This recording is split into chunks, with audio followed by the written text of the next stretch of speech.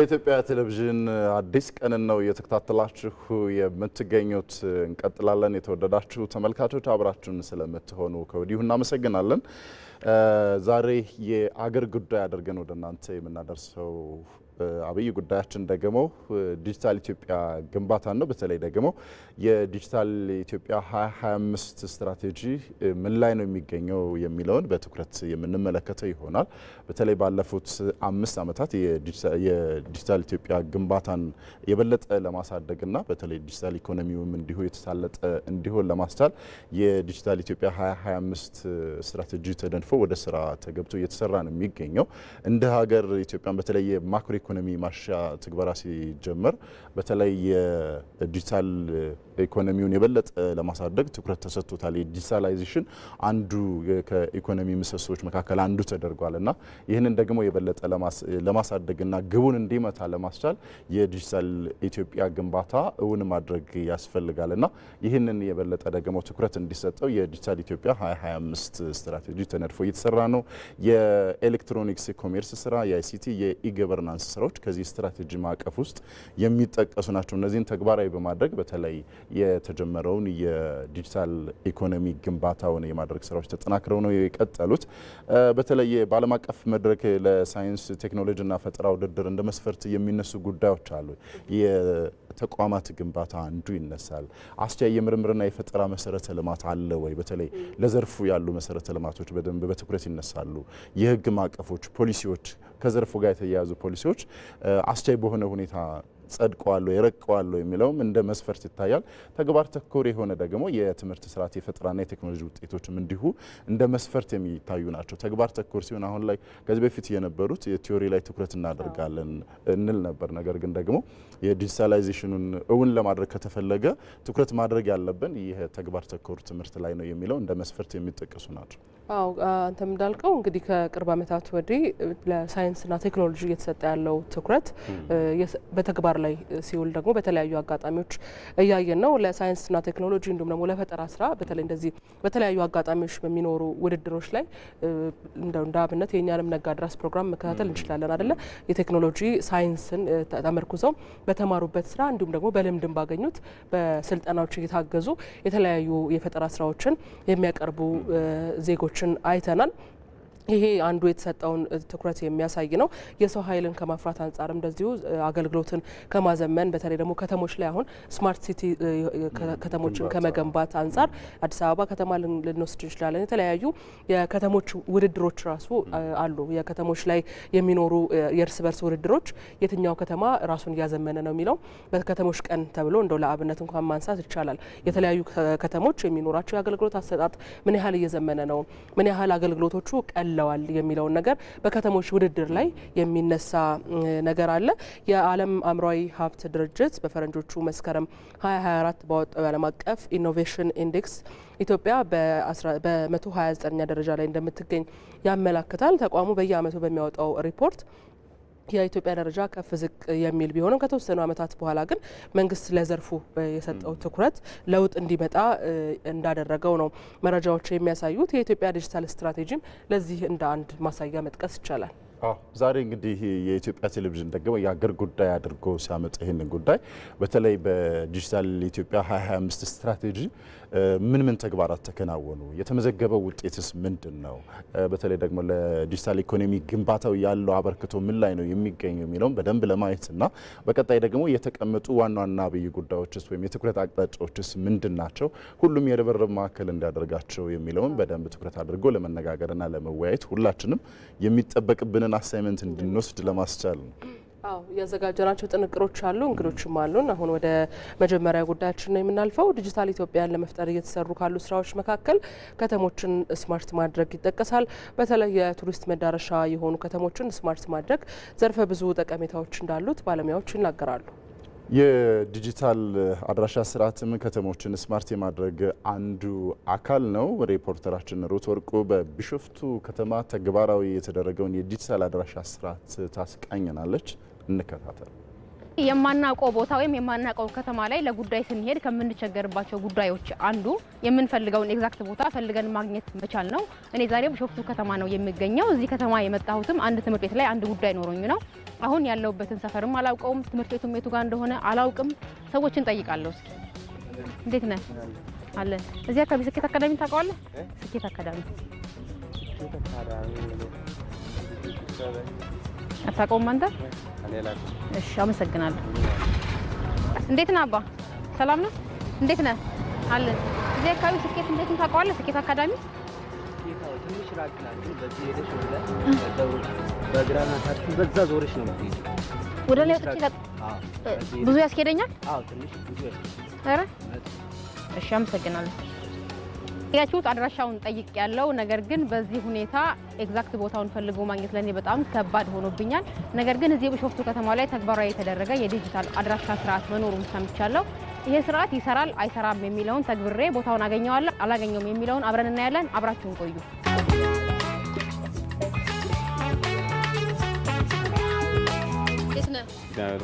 ሰላም ነው።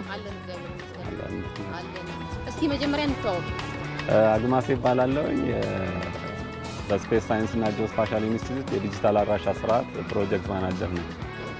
እስኪ እንግዲህ እኔ ዛሬ ቢሾፍቱ የመጣሁት ለአንድ ጉዳይ ነው። አንድ ትምህርት ቤት ላይ አንድ ጉዳይ ኖሮኝ ነው የመጣሁት እና ቦታውን ማግኘት በጣም ተቸግሬያለሁ። ግን እዚህ ከተማ ላይ ተግባራዊ የተደረገ ያለ የዲጂታል አድራሻ ስርዓት መኖሩን ሰምቻለሁ። እስኪ ምንድን ነው ስርዓቱ? እንዴት ነው የሚሰራው? እንግዲህ ይሄ ዲጂታል አድራሻ ስርዓት ማለት አንድም ቦታ በቀላሉ ለማወቅ የሚያስችል ስርዓት ነው። ይህም ስርዓት ምንድነው? ለእያንዳንዱ ቤት ለእያንዳንዱ መንገድ የራሱ የሆነ ዲጂታል ቁጥር ይሰጠዋል። ያ ዲጂታል ቁጥር በጂፒኤስ እና በጂአይኤስ መረጃ የተሳሰረ ነው። በሲስተም እንደዚሁ የተደገፈ ነው። በቀላሉ ቤት ቁጥሩን በመናገር ወይም ስም ካለው ደግሞ ስሙን በመጻፍ ብቻ ወደምንፈልገው ቦታ እየመራ የሚወስደን ስርዓት ነው ማለት ነው። በቀጥታ ገብቼ አፕሊኬሽኑ ላይ ስኬት አካዳሚ ብዬ ጽፋለሁ ማለት ነው። ስኬት አካዳሚ ብዬ ስጽፍ እንደምታየው አመጥቶልኛ ላይ የሎኬሽኑን ክሊክ ሳረግ ስኬት አካዳሚ የሚለውን ይነግረኛል። ቤት ቁጥሩም እንደዚሁ አለ 4191 378 595 ነው የሚለው። ስለዚህ በዚህ አድራሻ ውሰደኝ ስለው ልክ አሁን ጉዞህ ጀምሯል፣ ወደምትፈልገው ቦታ መሄድ ትችላለህ ይላል። Your trip starts. Have a nice trip. ኦልሞስት 713 ሜትር ነው ርቀቱ እኛ አሁን ካለንበት። ስለዚህ ወክ እያደረግን እንሂድና ቦታውን ማየት እንችላለን። ግን አሁን ይሄ አፕ ኦንላይን ነው የሚሰራው አይደለ? ኦንላይን ነው የሚሰራው። ስለዚህ ኢንተርኔት ያስፈልጋል። ወደፊት ይሄ ኦፍላይንም እንዲሰራ አሁን እየሰራን ነው ያለ ነው። አክቹአሊ እንግዲህ ስንሄድ ይሄ አፕሊኬሽን የምንሄድበትን ስፒድ ምን ያክል ኪሎ ሜትር እንደቀረን ሁሉ ይነግረናል። አሁን ይሄኛው አዲሱ አፕሊኬሽን በፊት ከነበረው ከጉግል ማፕ የሚለየው ነገር ምንድነው? በአገልግሎት አሰጣጡ እና በትክክለኛነቱ ግን በጣም ሰፊ ልዩነት ነው ያለው። አንደኛው የሚያመሳስላቸው ሁለቱም አፕሊኬሽኖች ለናቪጌሽን ፐርፐዝ ይሰጣሉ። ሰው አንድ ቦታ ወደ አንድ ቦታ ሰው ለማወቅ ለመሄድ ቢፈልግ መንገድ እየመራ ምን ያክል ርቀት እንደቀረው ምን ያክል ሰዓት እንደሚወስድበት ይናገራል። ከዛ ውጭ ግን ይሄኛው የዲጂታል አድራሻ ስርዓቱ ለእያንዳንዱ ቤት የራሱ የሆነ ቤት ቁጥር ይሰጣል። ለምሳሌ አሁን እነዚህ አሁን ቤቶች ብናይ የራሳቸው የሆነ ቤት ቁጥር አላቸው፣ ባለ 10 ዲጂት ማለት ነው። አሁን ይሄ ዲጂት ጉግል ማፕ ላይ አናገኛቸውም። ይሄ ለራሱ ኢንተግሬት የተደረገ ነው እና አንዱን ለየት የሚያደርገው በዋናነት ይሄ ለእያንዳንዱ ቤት ለእያንዳንዱ መንገድ የራሱ የሆነ ዲጂታል አድራሻ ይሰጣል ማለት ነው። አሁን እየሄድንበት ያለው መንገድ ራሱ ሳይቀር አሁን 350 105 ሰብስትሬት የሚባል ወይም ንዑስ መንገድ የሚል ስያሜ ያለው አሁን ይሄ መንገድ ማለት ነው። ይሄ ለየት ያደርገዋል። ሰዎች ይህን የመንገዱን አድራሻ ወይም የቤቱን ቁጥሩን በመናገር ብቻ ማንኛውንም አገልግሎት ማግኘት ይችላሉ። ሰው ወደ ቤታቸው እንዲመጣ ግዢ ለሚፈጽም ለሌሎችም። ሁለተኛው ለየት የሚያደርገው ይሄ በሀገራዊ አንደኛ በሀገር አቅም የተሰራ ነው፣ በኢትዮጵያውያን የተሰራ ነው። ሙሉ ለሙሉ ከማፕ ዝግጅት ጀምሮ ከአድራሻ ከመስጠት ሲስተም ከማልማት በኢትዮጵያ የተሰራ ነው። ስለዚህ አንድ ሀገራዊ አቅም ነው። ሌላኛው ትክክለኛነቱ አሁን ጉግል ማፕ ላይ ፍሪ ስለሆነ ብዙ ሰዎች እንዲሁ ገብተው የሌለ ቦታ ሁሉ ማፑ ላይ ሊያስቀምጡ ይችላሉ። ይሄኛው ግን እያንዳንዱ መረጃዎች በትክክል መሬት ላይ ተወርዶ የተለቀመ እና በሚመለከተው አካል ቬሪፋይ እየተደረጉ ነው ወደ ሲስተም የሚገቡት ማለት ነው። እንግዲህ ይህንን አፕሊኬሽን ስናበለጽግ የነበሩ ተግዳሮቶች አንደኛው እንዲህ አይነት ስርዓቶች በጣም ትልቅ የሆነ የአይሲቲ መሰረተ ልማት ይፈልጋሉ። ሰፊ በጣም ትልልቅ ሰርቨሮች፣ ትልልቅ የዳታ ኮምፒውቲንግ የሚያደርጉ ስቶሬጆችም ሰርቨሮችም ያስፈልጋሉ። አንዱ እሱ ነበር በጣም ትልቅ ቻሌንጅ የነበረው። አሁንም ለጊዜው ግን የተፈታው ከኢትዮ ቴሌኮም ጋር በመሆን በክላውድ ሰርቨር ላይ ነው ዲፕሎይ የተደረገው። ግን አሁን እየተጠቀምነው ካለው በላይ ነው የሚያስፈልገው። አሁን የጎግል ማፕን ብንመለከት በጣም ሰፊ ቦታ ነው በቃ ለዚህ ኢንፍራስትራክቸር የተመደበው ማለት ነው። ይሄ አንዱ ትልቁ ቻሌንጅ ነው። ከዛ ውጭ በሀገር ውስጥ እንዲህ አይነት አቅሞች አልነበሩም ከዚህ በፊትና በጣም ትልቅ ቻሌንጆች ነበሩ ይህንን ስራ ከመስራት ጋር ተያይዞ። በሂደቱ ግን እኛ ያው ብዙ አቅም ገንብተንበታል።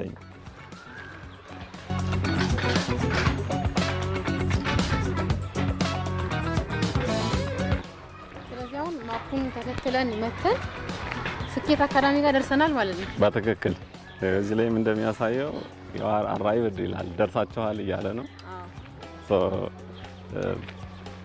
አፕሊኬሽኑ አሁን ስሙን ተከትለን የመጣ ነው። እሺ እንግዲህ የምፈልገው ቦታ ላይ ደርሻለሁኝ። ወደ ጉዳይ ልግባ። አንተን ግን አመሰግናለሁ። በጣም አመሰግናለሁ። መልካም ቀን ላንቺ። እሺ ጂፒኤስ በላይ ፐርፌክሽን አለው።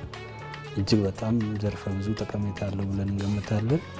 ወደፊት ደግሞ ቢሾፍቱ ከተማ የቱሪስት መናገሻ ስትሆን ቱሪስቶች ሲመጡ ሆቴሎችንም ጭምር የሆነ ማረፊያ ቤት ሆኖ ማዘዝ የሚችሉበት ሁኔታ ይፈጠራል።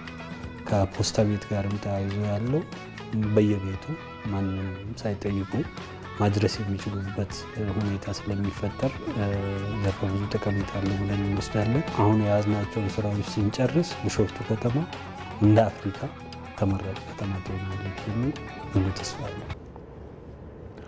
እዚህ ጉዳይ ላይ እንቆያለን። እንግዶችን ጋብዘን ደግሞ ተጨማሪ መረጃ ወደ እናንተ እናደርሳለን። አቶ ዮናስ ኃይሎ በኢኖቬሽንና ቴክኖሎጂ ሚኒስቴር የአይሲቲ መሰረተ ልማት ግንባታና አስተዳደር መሪ ስራ አስፈጻሚ እዚህ ስቱዲዮ አሉ። በቀጥታ መስመር ላይ ደግሞ አቶ ሰለሞን ጌታቸው የኢትዮጵያ ቴክኖሎጂ ባለስልጣን ዋና ዳይሬክተር ይገኛሉ። ሁለታችሁም ስለመጣችሁልን እናመሰግናለን ለውድ ጊዜያችሁ። አንድ ጉዳይ በጋራ እንከታተልና ወደ ቆይታችን እንሄዳለን። የአዳማ ሳይንስና ቴክኖሎጂ ዩኒቨርሲቲ በኤሌክትሮኒክስ የማስተማር ስነ ዘዴ ወይም ኢለርኒንግ በመታገዝ ጥራት ያለው ትምህርት እየሰጠ ይገኛል። በኢለርኒንግ ስርዓት ከ5000 በላይ ተማሪዎችን እያስተማረና እያሰለጠነ የሚገኘው ዩኒቨርሲቲው በጥቂት ዓመት ውስጥ የተሟላ የኦንላይን ትምህርት ክፍል እንደሚጀምርም ገልጿል። መሐመድ አልቃደር አጠቃላይ በኢለርኒንግ ስርዓቱ ምን ይመስላል የሚለውን በዩኒቨርሲቲው ቅኝት አድርገው ተከታዩን ዘገባ አጠናቅሯል። ቀጥሎ ይቀርባል። የዲጂታሉ ዓለም ነገሮችን በመዳፍ ውስጥ እንዲሆኑ አድርጓቸዋል። ትምህርቶች በኤሌክትሮኒክስ መሳሪያዎች አማካኝነት ይሰጣሉ፣ ስራዎችም እንደዛው በዛው ይከወናል ነው እና ለተማሪዎች ምን ፋይዳ አለው?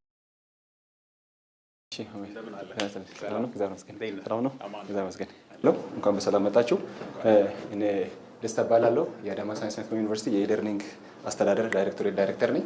አሁን ያለነው የስማርት ክላስ ነው ያለነው። ስማርት ክላስ ትልቅ የአይቴክ የሆነ የኢለርኒንግ ማዕከል አለን። አሁን ያለነው ስማርት ክላስ ውስጥ ክላሶች ሌክቸር ይደረጋሉ። የተለያዩ የኢለርኒንግ ክንውኖች እዚህ ውስጥ ይደረጋሉ። ተማሪዎች እዚህ በኦንላይን ኦንሳይትም እዚህ ቁጭ ብለው ተምረው ሌሎች ደግሞ ካሉበት ቦታው ነው የሚከታተሉበት የስማርት ክላስ ሩም ውስጥ ነው ያለነው ማለት ነው። አስተማሪዎች ተማሪዎቻቸውን በኦንላይን ኮርስ ኮንቴንቶችን በማቅረብ ተማሪዎች ኢዚሊ ትምህርት እንዲማሩ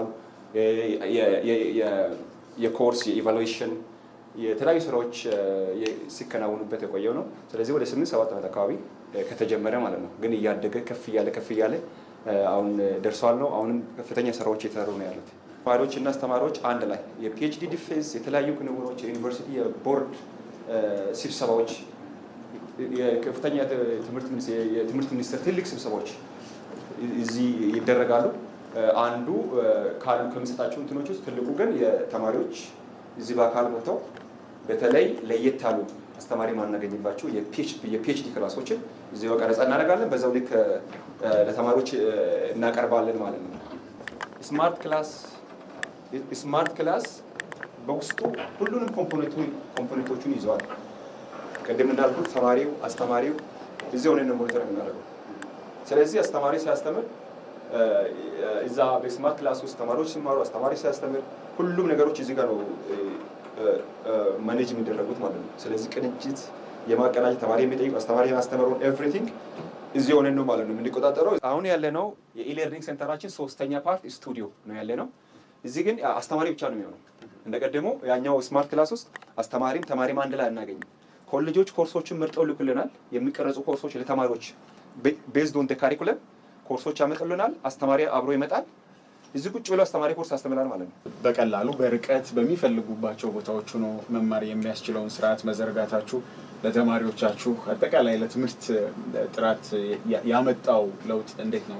ለኢለርኒንግ ለዩኒቨርሲቲ ተማሪዎች አይደለም። ኢለርኒንግ ለማንም ነው የሚሆነው። ማንም መማር ኦንላይን መማር ቢፈልግ ማወቅ ቢፈልግ መማር የሚችልበት ቴክኒክ ማለት ነው ኢለርኒንግ። ግን ምንድነው ትልቁ ለኳሊቲ የትምህርት ኳሊቲ እኛ ጋር በተለይ በዩኒቨርሲቲዎች በኩል ምን ጥቅም ያመጣል ካልን አሁን ካረንትሊ ባለው እንትን ሰው ኮንቴንቱን እሱ በመቸው ሰርቶ ለተማሪ ሊያስተምር ይችላል። ኢለርኒንግ ግን ይሄን አያደርግም። ኮንትሮል ቁጥጥር እናደርጋለን። ሲስተሙ ራሱ ቁጥጥር ያደርጋል። ኳሊቲን ኮንትሮል ያደርጋል። ስለዚህ ማንም ሰው የሚያስተምረው ነገር በሬጉሌሽን በኩል ያለ ኳሊቲ ኮንትሮል ተደርጎ ነው የሚያልፈው ማለት ነው። ይሄ ክፍል በኮቪድ ጊዜ ሁሉም ወደ ቤቱ ሲገባ ይሄ ክፍል ፕሮዳክሽን ላይ ነበር፣ ስለራ ነበር፣ ስራ ሲሰጥ ነበር ማለት ነው። ሁሉም በቤቱ ሆኖ መምህራኖች በቤታቸው ሆኖ ኮኔክትድ ሆነው በአካልም መጥተው ተማሪዎች ደግሞ ባሉበት ሆነው ሲማሩ ነበረ። ሰው እሱም ተጨምሮበት አሁን ባለው ነገርም አንድ ላይ ሲጠቃለል ብዙ ተማሪዎች በሰዓት እኛ ፖርታል ላይ ይገኛሉ። 2 ፖርታል አለን፣ ሎካልም አለን። የኢሼ የሚባለው የአሪዞና ስቴት ዩኒቨርሲቲ ከትምህርት ተሰጋ አብሮ የሚሰራው እሱም አለን።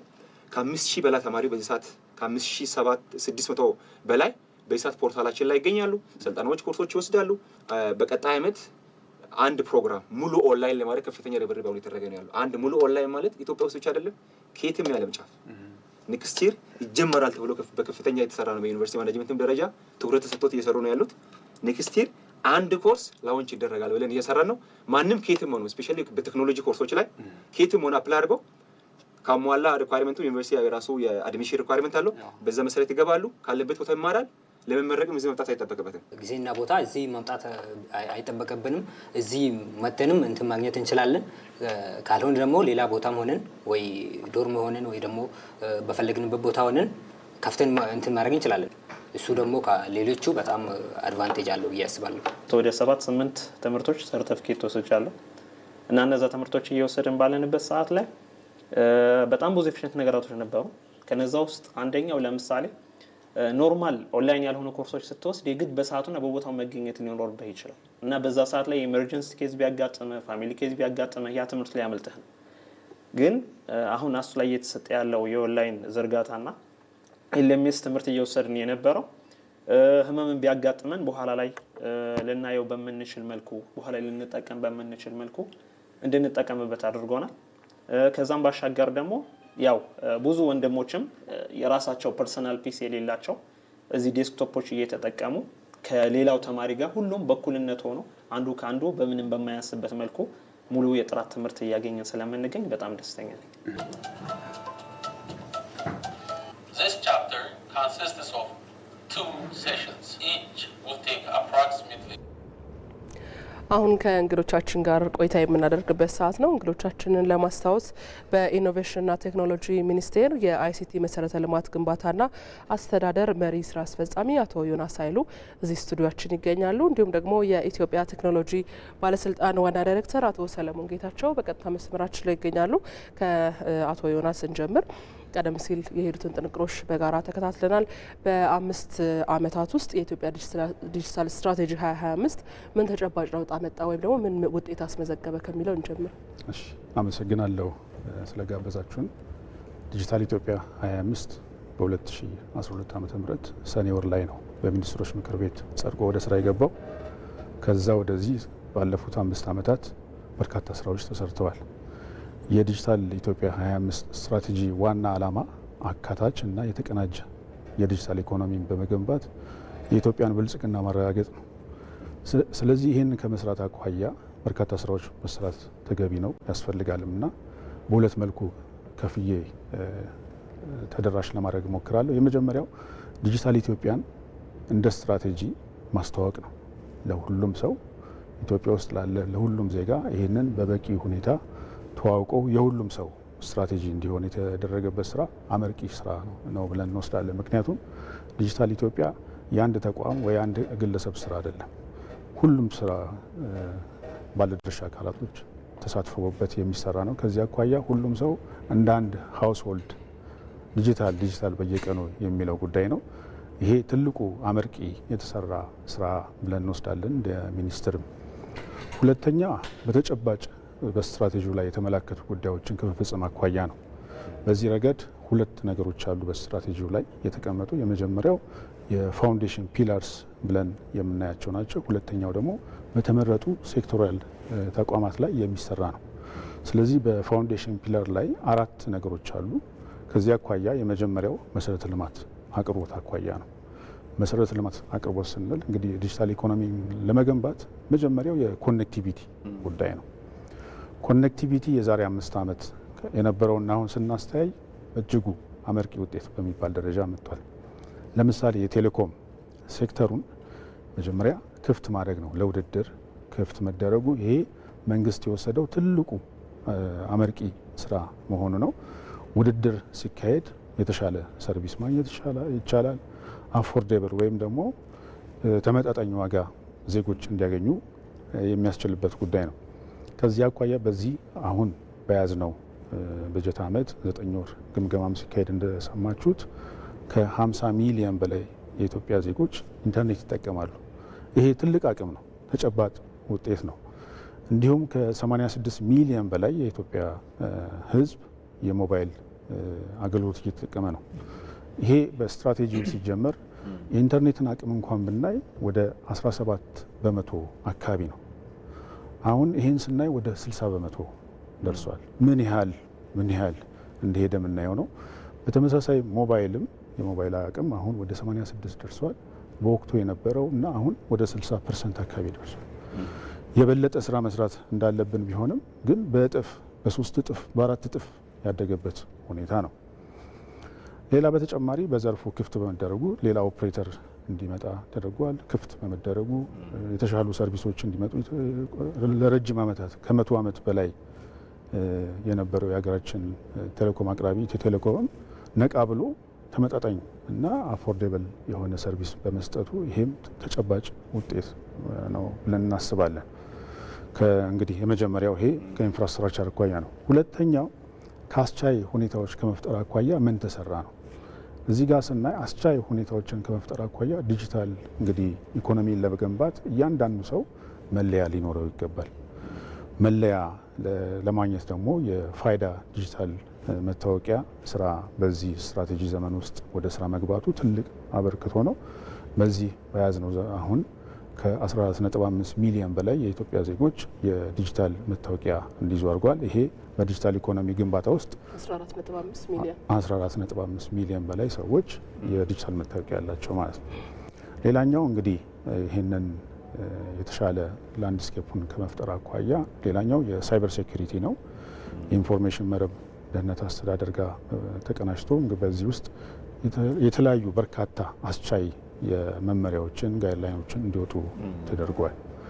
ሌላኛው ደግሞ በጣም አመርቂ ስራ የተሰራው በዚህ ዘርፍ የዲጂታል ፔመንት ጉዳይ ነው።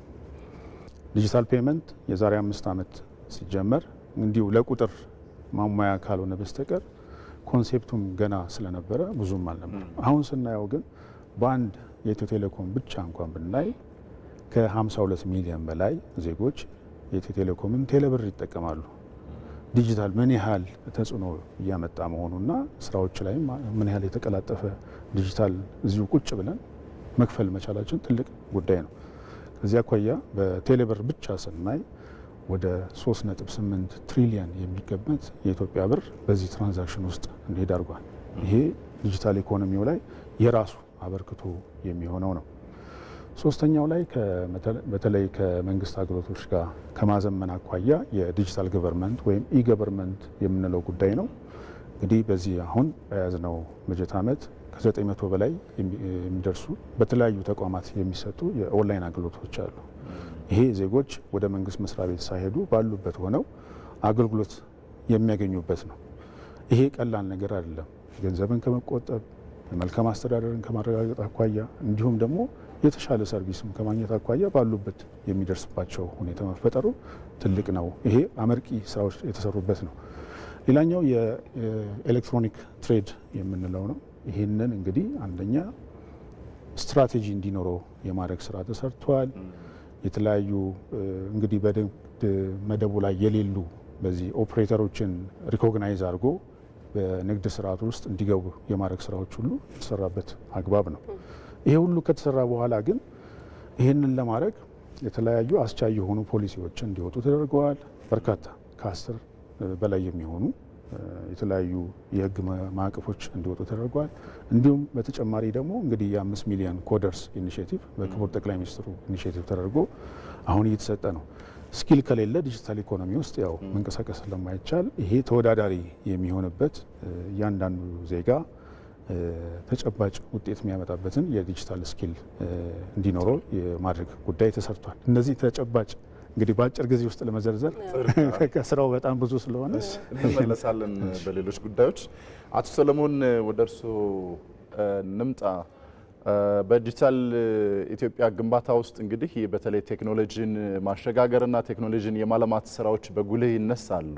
በዚህ ረገድ በተለይ ቴክኖሎጂን የማሸጋገርና በሀገር ውስጥም እንዲሁ የማለማት ስራችን ምን ላይ ነው የሚገኘው ማለት እንችላለን? ምን እየተከናወነ ነው? በጣም ጥሩ አመሰግናለሁ። ቅድም አቶ ዮናስ በደንብ እንደገለጸው የዲጂታል ኢትዮጵያ 2025 ስትራቴጂ አሁን በቀጣይ ደግሞ ዲዛይን የተደረገው 2030 ስትራቴጂ በእውነቱ በጣም የ2025 ስትራቴጂ ሲግኒፊካንት የሆነ ለውጥ ያመጣ ነው። ለውጥ ያመጣ ነው ስንል አንድም በሰው ኃይል ግንባታ አንጻር ላይ በጣም ሲግኒፊካንት የሆነ ለውጥ ያመጣ ነው። እንግዲህ የዲጂታል ቴክኖሎጂ ስናይ በነገራችን ላይ ለመልቲ ሴክተራል ኢምፓክት ያለው ለተለያዩ ሴክተሮች አገልግሎት ላይ ሊውል የሚችል አጋዥ የሆነ ቴክኖሎጂም ነው። በራሱ ራሱን የቻለ አንድ ፒላር ነው፣ ግን በኢን ዘ ሚን ታይም ደግሞ ኢኔብለርም ነው ለሌላውም ማለት ነው። እና ከዚህ አንጻር ከዲጂታል ቴክኖሎጂ ባሻገር በተጨማሪነት በሴክተር ደረጃ ተለይተው በስፋት እንዲሰራባቸው የተለዩ የማኒፋክቸሪንግ እና ኢንዱስትሪ ከግብርናው እና ከጤናው ጋር በተያያዘ እንዲሁም ብሎ ከቱሪዝም ጋር በተያያዘ ሰፋ ያለ ስራዎችን እየተሰሩ ነው ያሉት። አሁን እነዚህ ነገሮችን ስናይ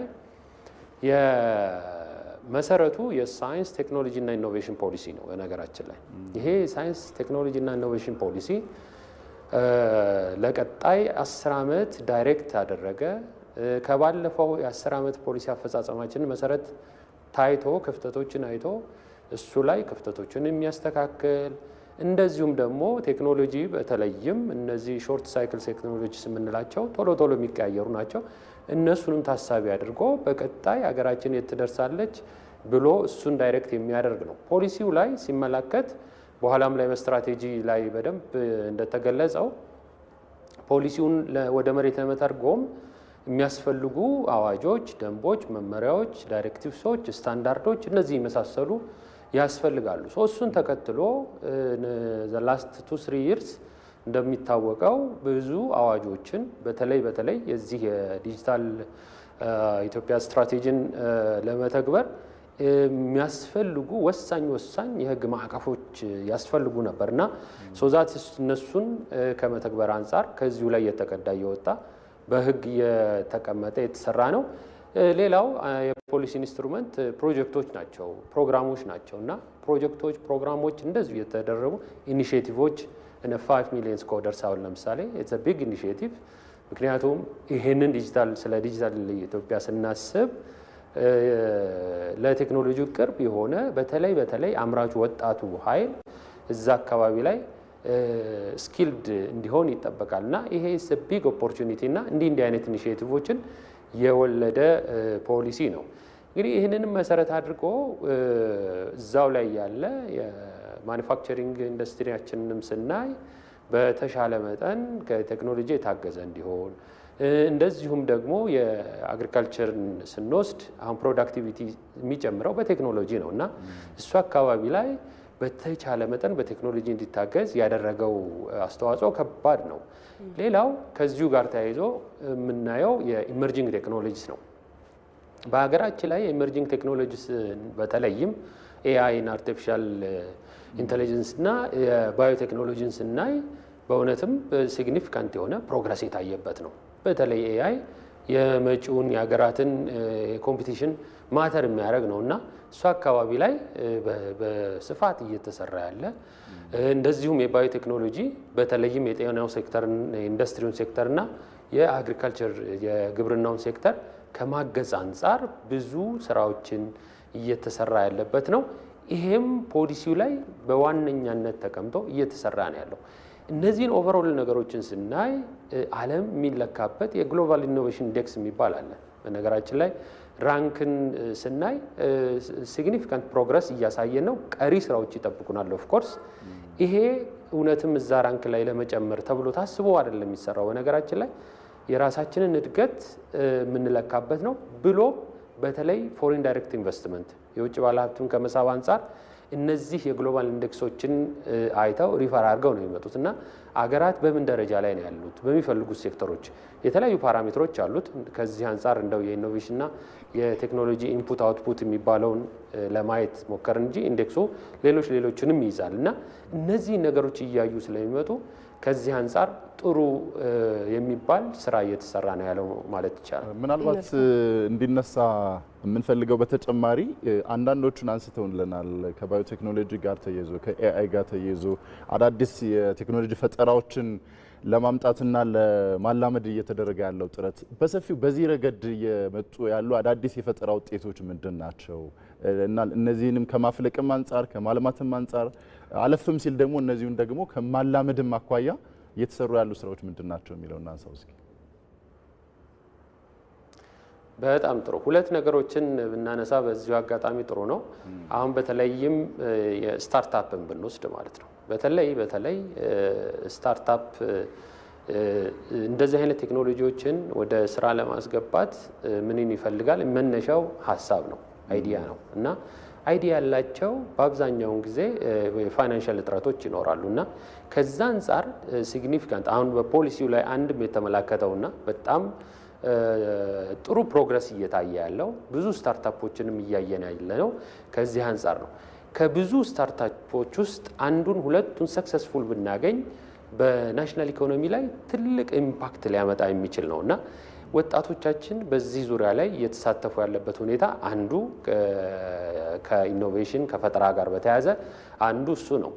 ሁለተኛው እንግዲህ ማንም ሀገር በራሱ ብቻውን የቆመ የለም። ሁሉም ሀገር ያደጉ ሀገራትም ቢሆኑ አድቫንስድ ባልሆኑበት ኤሪያ ላይ ኤክሴል ባላረጉበት ኤሪያ ላይ ቴክኖሎጂን ያስገባሉ። ሶዛት እኛም እንደዚሁ ቴክኖሎጂን እናስገባለን፣ እናላምዳለን፣ ዴቨሎፕ እናደርጋለን፣ ሪኢንጂነር እናደርጋለን እና ከዚህ አንጻርም እየተሰራ ያለው በተለይም ቅድም ያልኩት ላይ ባዮቴክኖሎጂ ላይ ስንወስድ ከአግሪካልቸር ከማኒፋክቸሪንግ ኢንዱስትሪ ጋር ብናይ በአብዛኛው የቴክኖሎጂ ትራንስፈር ውጤቶች ናቸው እና የፕሮዳክሽን እናሳድጋለን ስንል ፕሮዳክቲቪቲን እንጨምራለን ስንል በሚታገዘው በቴክኖሎጂ ነው። ሶዛት እነዚህን ቴክኖሎጂዎች በተለይ ሌላ ሀገር ላይ ለምተው የመጡት እና ፍሩትፉል የሆኑ ቴክኖሎጂዎችን ትራንስፈር ከማድረግ አንጻር ጥሩ ስራ እየተሰራ ነው ማለት ይቻላል። መልካም አቶ ዮናስ ወደ እርስዎ እንምጣና ቀደም ሲል ሰፊ ሀሳብ ነው የሰጡን ዲጂታል ኢትዮጵያ 2025 ስትራቴጂን በተመለከተ አሁን ላይ ስትራቴጂ ወደ መጠናቀቁ ነው ያለውና የተቀመጠለትን ግብ መጥቷል ማለት ይቻላል ወይ? ቀሪ ስራዎችስ በምን መልኩ ነው የሚቀጥሉት የሚለውን ያንሱልን። እሺ እንግዲህ ዲጂታል ኢትዮጵያ የታለመለትን እቅድ መጥቷል የሚለው ነገር ቁጥሮች ራሳቸው ይናገራሉ። ተገልጋዩም ዜጋ ይሄ አንደኛው ምስክር ነው ብዬ ነው ማስበው። በርካታ አመርቂ ወይም አስደማሚ የሚባሉ ጉዳዮች ተመዝግበዋል። ምክንያቱም ይሄ የአንድ ተቋም ስራ ባለመሆኑ እነዚህን በማቀናጀት በተለይ ሚኒስቴር መስሪያ ቤታችን የመሪነት ሚናም ስለነበረው በዚህ አመርቂ ስራ ሰርቷል ብዬ መውሰድ እችላለሁ። ቅድም ካልኩት ባሻገርም የተለያዩ ተቋማትም የየራሳቸውን አገልግሎቶች ለህዝብ ተደራሽ በማድረግ የውስጥ አሰራራቸውን ዲጂታላይዝ በማድረግ በርካታ አመርቂ ወይም አስደማሚ ስራዎች ተገኝተዋል ብዬ ነው ማስበው። እንግዲህ በቀጣይ ምንድነው የሚደረገው የሚለው ነገር ባለፉት 5 ዓመታት የመጣንበትን ጉዳይ መጀመሪያ ኢቫሉዌት ማድረግ ነው። እንዴት ነው የመጣ ነው? ምን ስኬቶች ተገኙ? ምን ደግሞ ውጥረቶች አሉ? እነሱን የመለየት ስራ እያከናወንን ነው በዚህ አሁን በያዝነው ጊዜ። ይሄንን መነሻ በማድረግ ደግሞ የ2030 ስትራቴጂን ለማውጣት ጥረት እያደረገን ነው። በተለይ 2030 ስትራቴጂ ስናወጣ ቅድም እንዳልኩት ኢቫሉዌት መነሻ የሚሆን ቢሆንም መንግስት ከያዛቸው ትልልቅ ኢኒሼቲቮች ወይም ናሽናል ቪዥኖች አኳያ አላይን የሚያደርግ ከአፍሪካ 2063 አጀንዳ ጋር አላይን የሚያደርግ እንዲሁም ከዓለም አቀፍ ወይም ከግሎባል ጉዳዮች ጋር አላይን አድርጎ የሚሰራ ነው የሚሆነው። የናሽናል ቪዥን በተለይ የብልጽግናን ከማረጋገጥ አኳያ ዲጂታል ኢኮኖሚው መገንባት ላይ ይሄ ስትራቴጂ በቀጣይ የምንወስደው 2030 የራሱን አበርክቶ ይወስዳል። ይሄ በሚቀጥለው ዓመት እንግዲህ ዘንድሮ አሁን 2025 ከሰኔ በኋላ የሚጠናቀቅ ነው የሚሆነው። ያንን ተከትሎ 2030 ወደ ተግባር ነው የሚገባው። ስለዚህ ዲጂታል የሚቆም አይደለም፣ የሚቀጥል ነው። አሁን ካለው በተሻለ ፍጥነት በተሻለ ጥራትና የተሻለ አፈጻጸም ለማውጣት ጥረት እያደረግን ነው እንደ ሚኒስትሪ። እኛ ብቻችን ሳይሆን ከሚመለከታቸው ተቋማት ጋር በጋራ በመሆን ነው ስትራቴጂውን እያወጣን ያለ ነው ለማለት ነው። መልካም እናመሰግናለን እንግዶቻችንን። እንግዶቻችን በተለይ አቶ ዮናስ ኃይሉ በኢኖቬሽንና ቴክኖሎጂ ሚኒስቴር የአይሲቲ መሰረተ ልማት ግንባታና አስተዳደር መሪ ስራ አስፈጻሚ፣ እንዲሁም በቀጥታ መስመራችን ላይ ደግሞ አቶ ሰለሞን ጌታቸው የኢትዮጵያ ቴክኖሎጂ ባለስልጣን ዋና ዳይሬክተር በቀጥታ ገብተው እንዲሁም ስቱዲዮም ተገኝታችሁ ሰፊ መረጃዎችን ስላጋራችሁ እናመሰግናለን። መልካም ቀን ይሁንላችሁ።